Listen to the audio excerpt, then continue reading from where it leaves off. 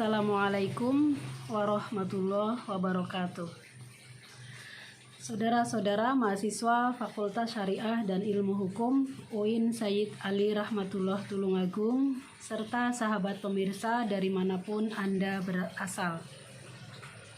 Pada video ini saya akan menjelaskan topik tentang kepatuhan hukum atau kepatuhan masyarakat kepada hukum sebagai salah satu bagian dari materi kuliah sosiologi hukum. Saudara sekalian, kepatuhan hukum. Patuh itu sinonim atau kata lain dari taat. Kita menaati hukum sama dengan kita mematuhi hukum. Nah, apa yang dimaksud dengan kepatuhan? Kepatuhan adalah satu sikap atau tindakan perilaku yang menunjukkan adanya kesesuaian antara perbuatan seseorang, perbuatan masyarakat dengan isi hukum. Nah, isi hukum secara garis besar ada dua, yaitu perintah dan larangan. Perintah, kalau kita mengatakan mematuhi hukum yang isinya perintah, berarti kita melakukan sesuatu yang diperintahkan oleh isi hukum itu. Sedangkan untuk hukum yang isinya larangan, kita disebut patuh kalau kita tidak melakukan apa yang dilarang oleh isi hukum itu. Sebagai contoh, Undang-Undang KUH Pidana, Kitab Undang-Undang Hukum Pidana melarang kita untuk melakukan penghinaan. Nah, ketika kita tidak menghina orang, berarti kita mematuhi hukum. Undang-Undang ITE, Informasi dan Transaksi Elektronik, melarang masyarakat melakukan penipuan melalui internet. Nah, maka ketika kita tidak melakukan penipuan melalui internet, berarti kita mematuhi hukum. Nah, itu bagi larangan. Adapun yang perintah, contohnya Undang-Undang Lalu Lintas memerintahkan kita untuk memakai helm ketika di perjalanan naik kendaraan roda 2. Nah, kalau kita pakai helm ketika naik motor, berarti kita patuh kepada hukum. Nah, itu namanya kepatuhan, yaitu kesesuaian antara perbuatan dengan isi hukum. Nah, dalam hal ini para sosiolog hukum maksudnya menteorikan kepatuhan hukum dari beberapa aspek. Mengapa orang patuh kepada hukum dan bagaimana prosesnya orang mematuhi hukum itu, dan bagaimana bentuk-bentuk kepatuhan. Nah, itu yang menjadi perhatian dari para sosiolog hukum. Saya akan membahas dari yang pertama, mengapa orang patuh hukum. Nah, ada 3 kategori, 3 pendapat dalam ilmu sosiologi hukum mengapa orang patuh hukum. Yang pertama adalah orang mematuhi hukum karena takut mendapat sanksi jika dia melanggarnya. Nah, saudara sekalian, sebagaimana kita tahu, banyak hukum yang dilengkapi dengan sanksi. Walaupun ada juga yang tidak ada sanksi secara langsung. Nah,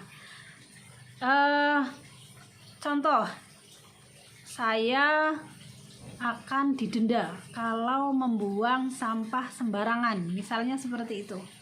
Atau saya akan didenda kalau merokok di sembarang tempat, di kereta api, di stasiun misalnya. Nah, maka saya tidak akan merokok di sembarang tempat. Bahkan di kereta api sama sekali tidak berani merokok. Karena apa? Karena sanksinya jelas. Barang siapa kedapatan merokok akan diturunkan di stasiun terdekat berikutnya. Nah, itu sudah diumumkan di peraturan kereta api. Nah, Maka walaupun ada penumpang yang sangat-sangat hobi merokok, ketika dia naik kereta, mau tidak mau, suka atau tidak suka, dia menaati, mematuhi peraturan hukum yang berlaku di kereta api. Nah, maka bisa kita lihat, saya sebagai pelanggan kereta api sering melihat selama di perjalanan betul tidak ada yang merokok. Nah, begitu ada keretanya berhenti lebih dari 5 menit, banyak yang turun untuk menyalakan rokok. Nah, karena apa? Karena ketika turun di area terbuka itu boleh. Nah, ketika di area tertutup di dalam kereta memang tidak boleh. Nah, itu yang contoh dari orang mematuhi hukum karena takut sanksinya. Sanksinya berat. Sudah bayar tiket perjalanan Surabaya-Bandung, baru sampai Jombang merokok, ketahuan, nah dia akan diturunkan di Kertosono atau di Nganjuk. Nah, rugi karena tiketnya hangus dan dia harus menumpang atau mencari kendaraan lain untuk bisa sampai ke Bandung. Nah, contoh lain, di beberapa tempat, saya sebut misalnya di negara Singapura, larangan membuang sampah sembarangan itu sanksinya berat sekali. Saya tidak tahu jumlahnya, tetapi berat untuk ukuran masyarakat. Nah, pernah suatu saat saya ke Singapura. Nah, di sana saya dengan beberapa teman. Nah, teman saya itu sering sekali bertanya, gimana ya tempat sampahnya? Dia cuma mau buang bungkus permen, itu cari tempat sampah. Terus saya tanya, itu kamu rajin sekali disiplin sekali cari tempat sampah, emang kamu biasa begitu ya? Dia orang Indonesia. Ya, kalau di sini kan kita ada dendanya. Enggak, kalau kamu pas di rumah di Indonesia, kamu sikapnya begitu apa tidak? Oh, ya enggak lah, di sana kan enggak ada denda, enggak ada sanksi yang berat. Kalau di sini nanti aku pulang bisa-bisa miskin gitu. Nah, artinya apa? Artinya dia tidak membuang sampah sembarangan itu semata-mata karena takut akan sanksi. Nah, dalam ilmu sosiologi hukum, kepatuhan yang semacam ini namanya compliance. COMPLIANC, compliance. Nah, itu yang pertama. Yang kedua sekarang, orang mematuhi hukum karena dia merasa bahwa isi hukum itu sesuai dengan keyakinannya. Keyakinan itu macam-macam, bisa karena keyakinan yang berhubungan dengan agamanya, bisa juga karena keyakinan bahwa isi hukum itu bermanfaat. Contohnya adalah KUH Pidana itu melarang kita melakukan pencurian. Nah, selain dilarang di KUH Pidana, agama-agama termasuk agama Islam juga melarang tindakan pencurian. Nah, maka ketika orang Islam tidak mencuri, itu bisa karena dua hal. Yang pertama karena memang KUH Pidana melarang, yang kedua isi dari KUH Pidana itu selaras dengan keyakinan agamanya bahwa Islam juga melarang. Kalau dia mencuri artinya tidak hanya terancam hukuman penjara, tetapi juga terancam hukuman dosa. Nah, dosa ini berat karena akan dimintakan pertanggungjawaban nanti di akhirat. Yang sekarang belum dieksekusi, tapi nanti di akhirat. Nah, banyak orang dengan keimanannya yang tinggi kepada akhirat, maka menjadi termotivasi untuk patuh kepada isi hukum. Nah, yang seperti ini dalam sosiologi hukum disebut dengan internalisasi. Oh, di sisi lain selain dia meyakini bahwa itu sesuai dengan ajaran agamanya, larangan itu sesuai dengan ajaran agamanya, dia juga bisa juga masyarakat memahami bahwa isi hukum ini sangat penting. Kalau saya mencuri, maka saya melanggar hak orang lain. Sedangkan melanggar hak orang lain itu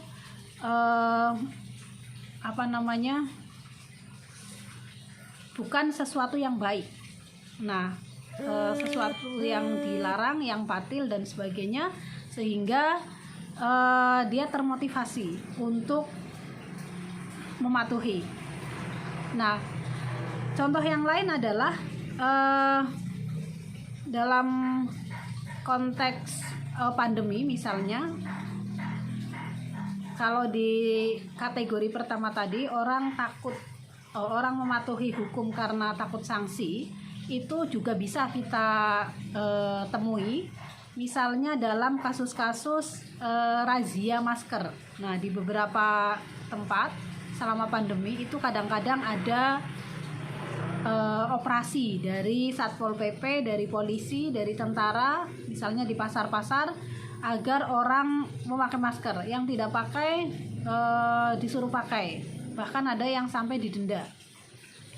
Nah, pada tingkat kepatuhan yang kita disebut dengan compliance, maka orang sekedar patuh karena takut disanksi. Nah, biasanya ada pemberitahuan. Saya sering baca di media sosial, awas di depan pasar Kliwon ada razia masker, hati-hati. Nah, sama dengan orang memberitahu, awas ada razia lalu lintas, operasi patuh di ruas jalan ini, hati-hati kalau lewat situ, bawa surat-surat lengkap. Nah, pemberitahuan semacam ini di media sosial itu artinya mengajak orang untuk mematuhi peraturan karena takut sanksi. Itu kategori yang pertama tadi. Tapi pada kategori yang kedua, yaitu orang mematuhi karena dia karena dia memiliki pemahaman, keyakinan bahwa isi hukum itu sesuai dengan keyakinan agamanya, sesuai dengan pemikirannya, bahwa itu berguna. Nah, maka dia akan mematuhi. Misalnya dia pakai masker karena dia paham dan dia yakin dengan penjelasan para ahli medis tentang manfaat masker. Nah, dalam hal ini maka sudah tertanam di dalam hatinya bahwa ini memang harus dipatuhi. Nah, maka disebut dengan terinternalisasi. Terinternalisasi itu tertanam di dalam hati. Nah, maka biasanya kepatuhan yang semacam ini tidak mensyaratkan adanya petugas. Ada petugas atau tidak ada petugas, dia akan patuh. Karena apa? Karena keyakinannya kalau dia tidak mematuhi dia akan rugi dunia, rugi akhirat, misalnya begitu. Jadi misalnya dia menemukan uang milik orang lain. Nah, dia punya kesempatan untuk menguasai uang itu, tapi dia tidak melakukannya. Kenapa? Karena ajaran agamanya melarang, undang-undang melarang, dan hatinya sudah tertanam bahwa itu tidak boleh. Nah, kemarin kita mendapat contoh yang sangat baik dari seorang petugas kebersihan di Bandara Soekarno-Hatta, namanya Mbak Halimah. Dia menemukan cek kosong senilai 35 miliar yang kalau dia jahat, dia mau ya dia bisa mencairkan atas nama dia sendiri, kan tinggal tulis namanya. Nah, tetapi dia tidak lakukan, dia serahkan kepada pimpinannya. Oleh pimpinannya dicari siapa pemiliknya, dan kemudian cek itu sampai lagi kepada pemiliknya. Nah, ini contoh bahwa sudah tertanam di dalam hatinya bahwa dia harus mematuhi hukum. Nah, tanpa mensyaratkan, tanpa harus ada yang mengawasi. Nah, beda dengan kategori pertama tadi, dia akan patuh kalau dia tahu diawasi. Misalnya ada CCTV, oh nanti saya ketahuan nih CCTV melanggar, oh karena di sana ada petugas, saya nggak berani. Nah, kalau yang kategori kedua ini tidak perlu ada petugas, CCTV dan sebagainya, dia sudah akan dengan mantap mematuhi isi hukum.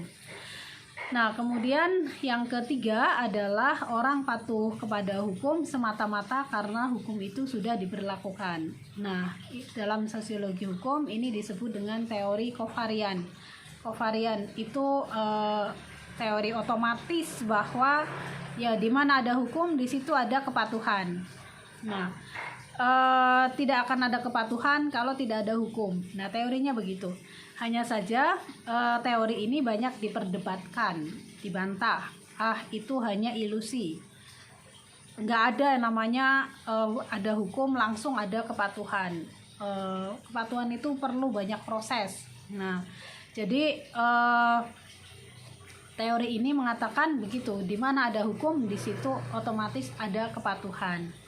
Nah, meskipun didebat, dibantah, saya pribadi memandang bahwa ada kalanya teori ini relevan dengan pengalaman masyarakat berhukum. Contohnya ada beberapa hukum yang oleh masyarakat dipatuhi tanpa memandang apakah hukum itu sanksinya berat atau tidak, apakah hukum itu sesuai dengan keyakinannya atau tidak. Ya, pokoknya sudah berlaku ya ditaati. Misalnya apa? Misalnya kita menggunakan lajur kiri untuk berlalu lintas. Ketika kita menggunakan lajur kiri untuk berlalu lintas, banyak di antara kita, saya yakin, yang tidak mempertanyakan ini masalah dosa atau pahala.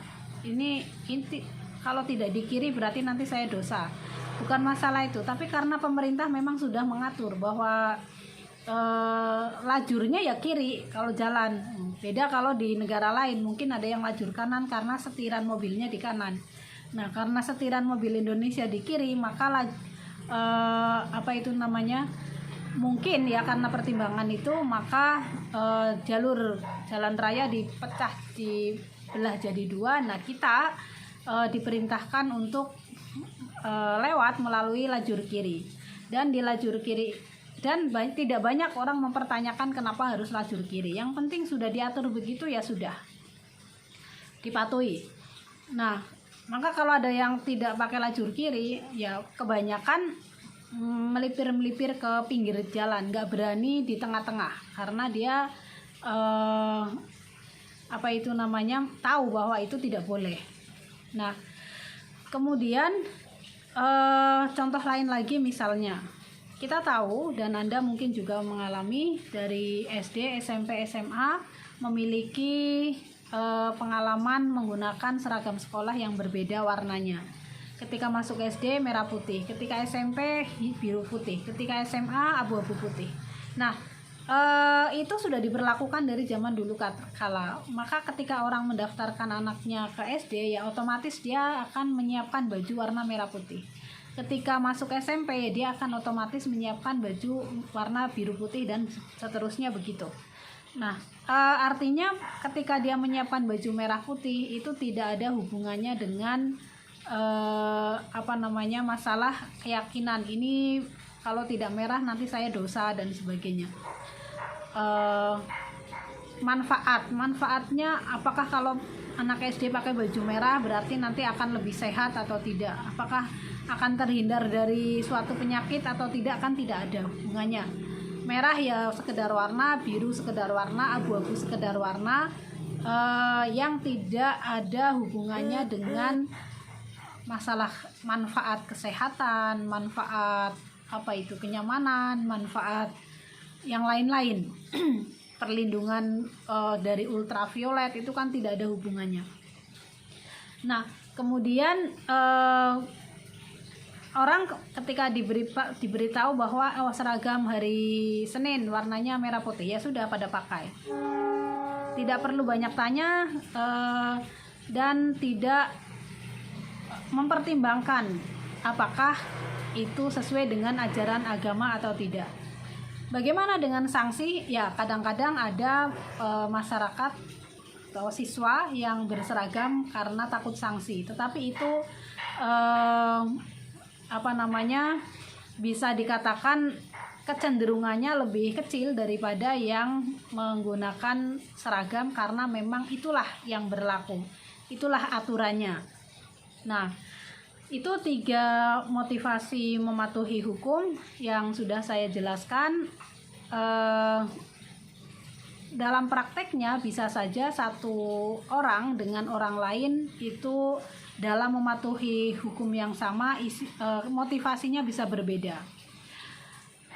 Saya misalnya tadi tidak mengambil uang ketika menemukan uang, padahal tidak ada yang melihat, bisa saja karena saya takut dosa. Orang lain bisa saja karena takut sanksi. Siapa tahu nanti saya diselidiki, siapa tahu nanti ada yang melihat lalu melaporkan. Nah, jadi tidak sama antara satu orang dengan orang lain, tetapi kira-kira motivasi orang mematuhi hukum itu ada 3, seperti yang sudah saya jelaskan.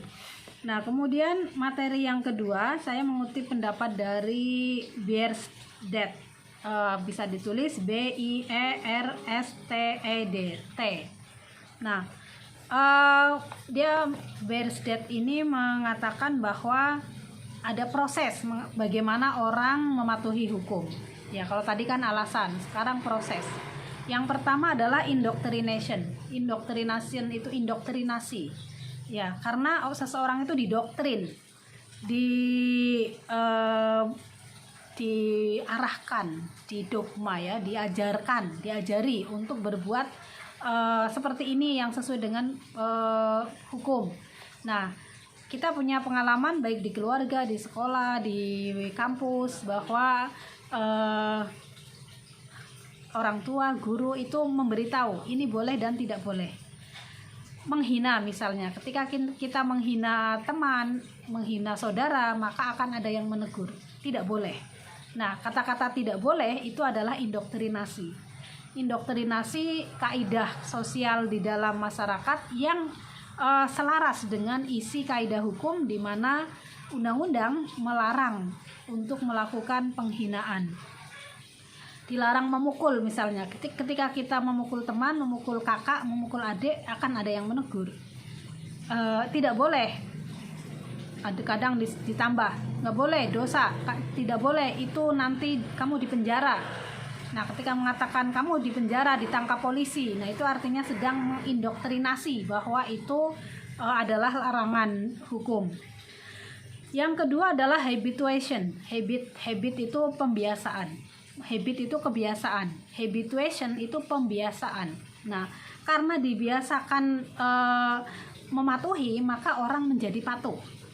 Contohnya apa? Contohnya membuang sampah tadi. Membuang sampah di tempatnya bagi sebagian orang itu sulit sekali. Dia butuh aturan dan denda untuk bisa mematuhi. Tapi bagi sebagian orang yang lain, nggak ada denda, nggak ada petugas pun, dia akan mematuhi aturan itu. Kenapa? Karena sudah terbiasa. Nah, yang tadi saya ceritakan dalam kasus Singapura itu adalah contoh yang tidak terbiasa. Jadi karena di rumah kebiasaannya tidak begitu, ketika di tempat di mana sanksi bagi pembuang sampah sembarangan itu besar, barulah dia patuh. Ketika dia kembali ke rumahnya, ke daerahnya, ke negaranya, di mana sanksi itu tidak ketat, tidak besar, nah maka kembali lagi. Karena apa? Karena kebiasaannya memang begitu. Nah, itu namanya habituation. Nah, maka bagi orang-orang yang di rumahnya itu disiplin, buang sampah harus di tempatnya, di sekolahnya juga disiplin, maka di luar rumah, ketika dia sudah bekerja misalnya di kantor, dia akan mematuhi aturan ini tanpa harus menunggu, tanpa harus tahu bahwa di sini ada sanksi kalau yang buang sembarangan. Bahkan tanpa sanksi pun dia akan mematuhi. Kemudian utility itu adalah kepantasan. Pada dasarnya manusia membutuhkan kecenderungan untuk hidup pantas sesuai dengan standar kolektif masyarakat. Nah, kalau tidak mematuhi, dia akan disebut orang yang tidak pantas. Judi misalnya, judi. Judi itu melanggar hukum. Nah, kemudian selain melanggar hukum, dia juga tahu nggak pantas saya judi. Apalagi misalnya judi terang-terangan, orang akan mencibir, akan merendahkan sebagai tukang melanggar hukum, sebagai pendosa dan sebagainya. Nah, itu adalah soal kepantasan. Kemudian yang terakhir adalah group identification. Orang ingin diidentifikasi, kebanyakan orang ingin diidentifikasi sebagai anggota kelompok dari suatu masyarakat, suatu kelompok masyarakat.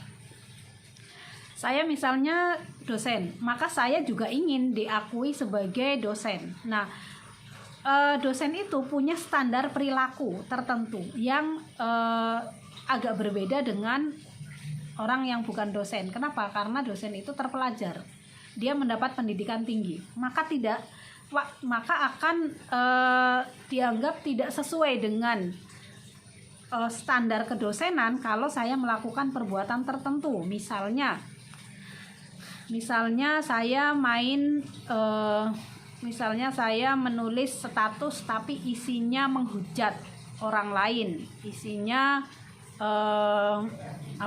menjelek-jelekan pemerintah. Nah, menjelek-jelekan itu sendiri menghujat, menghina, itu kan apalagi melalui media sosial, itu kan larangan ya, larangan hukum. Nah, ketika saya yang melakukan, maka akan ditambah, dosen kok begitu, nggak pantas banget, dosen kok begitu, tidak sesuai dengan jabatannya, tidak sesuai dengan profesinya. Nah, maka saya akan malu kalau ada orang nanti berkomentar begitu. Nah, maka saya tidak melakukan. Contoh lain misalnya ada santri. Santri itu kan punya idealitas nilai-nilai tertentu yang berbeda dengan kelompok lain. Nah, santri kok misalnya mencuri. Nah, dia seorang santri akan termotivasi lebih dari orang lain yang bukan santri karena misalnya, saya santri, kalau saya mencuri saya akan mempermalukan lembaga saya, mempermalukan orang tua dan sebagainya. Kenapa dia bisa berpikiran begitu? Karena memang dalam dunia santri diidealkan santri itu adalah orang yang belajar agama. Orang yang belajar agama juga belajar mematuhi agama. Agama itu melarang mencuri. Hukum juga melarang mencuri. Kalau ada santri mencuri, berarti dia melanggar hukum negara sekaligus hukum agama, dan itu sangat tidak sesuai dengan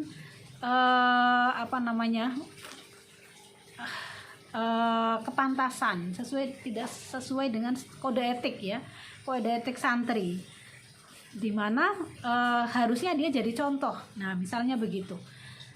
Jadi ada kelompok-kelompok sosial tertentu di masyarakat yang identik dengan nilai-nilai dan norma tertentu, sehingga norma itu ketika disampaikan akan menguatkan derajat kepatuhan dia kepada hukum. Karena apa? Karena nanti saya bisa dikeluarkan dari grup santri. Seorang dokter melakukan aborsi misalnya. Nah, itu kan melanggar kode etik kedokteran.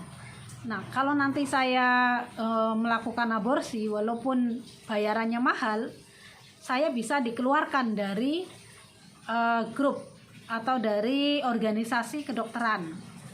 Karena saya dihukum penjara, setelah itu saya nggak boleh praktek lagi. Nah, itu kan sesuatu yang berkaitan dengan kelompoknya. Dia tidak akan diakui oleh kelompoknya, tidak akan boleh mendapatkan haknya sebagai seorang dokter karena melakukan pelanggaran hukum. Nah, itu adalah proses bagaimana orang mematuhi hukum. Nah, yang terakhir saya akan menjelaskan pendapat dari Hoefnagels, Hoefnagels, yang menyatakan derajat kepatuhan, yang menjelaskan tentang derajat kepatuhan hukum. Menurut Hoefnagels ada 5 derajat kepatuhan hukum masyarakat. Yang pertama adalah orang itu setuju dengan isi hukum, kemudian dia mematuhi hukum itu. Jadi pikirannya dengan perbuatannya itu selaras. Nah, ada juga orang yang mematuhi hukum tapi sebenarnya dia tidak setuju dengan isi hukum. Ya, contohnya orang pakai masker. Sebenarnya dia tidak setuju ada aturan masker, tapi dia mematuhi juga. Misalnya karena mau ke kampus. Ke kampus kalau nggak pakai masker nggak boleh masuk. Ya sudahlah, terpaksa saya pakai. Nah, sebenarnya hatinya dan pikirannya tidak setuju. Ada juga orang yang tidak patuh pada hukum, tapi dia menyetujui isi hukum.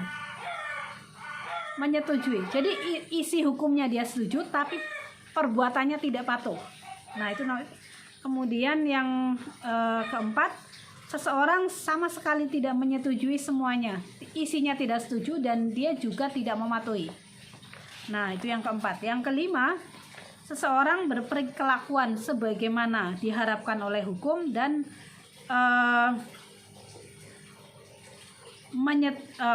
menyetujuinya sesuai dengan sistem dari nilai yang mereka yang berwenang.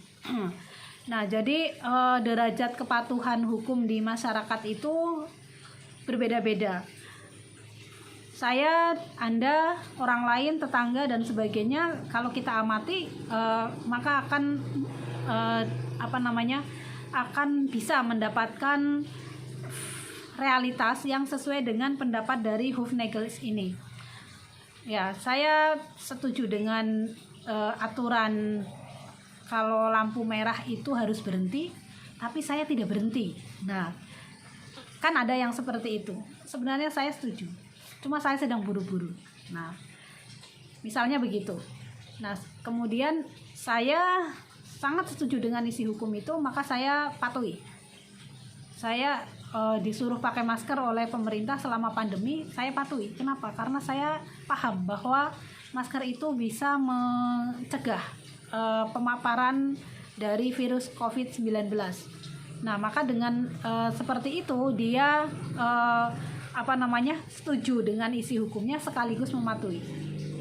Nah, ada juga yang tadi setuju, tidak setuju tapi patuh. Nah, nanti kita akan bahas di kelas, khususnya bagi Anda yang mahasiswa sosiologi hukum, kelas saya tentang derajat kepatuhan hukum ini. Terima kasih. Assalamualaikum warahmatullahi wabarakatuh.